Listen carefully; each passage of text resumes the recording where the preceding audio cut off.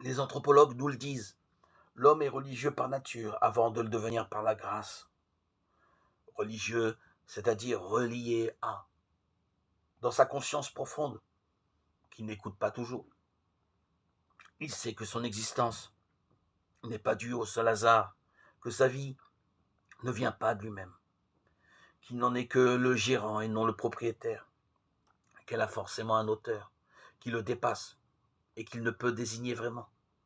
L'homme n'est en lien avec Dieu, en relation avec lui, donc en disposition de se tourner vers lui et dans ce mouvement se donner à lui. La lumière de la foi lui révélera peut-être plus clairement le visage de son Dieu, mais dès avant cela, l'être humain se trouve en contact oblatif avec l'instance créatrice qu'il perçoit naturellement comme un bien pour lui, comme un être susceptible de combler toute attente, tout désir et tout besoin. Cette relation sera la cible élective du malin, dans une tentative de distorsion à la raison évidente.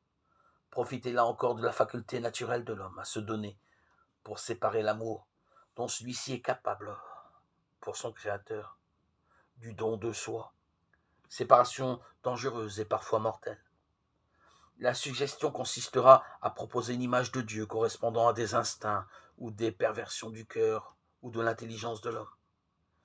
Et ce dernier, sur tentation diabolique, s'érigera une idole à sa mesure, ou selon ses désirs, ses fantasmes, idole avec laquelle il entrera en relation, en se donnant à elle d'une certaine façon, même s'il ne s'agit pas là, ou pas encore, de rendre un culte aux idoles.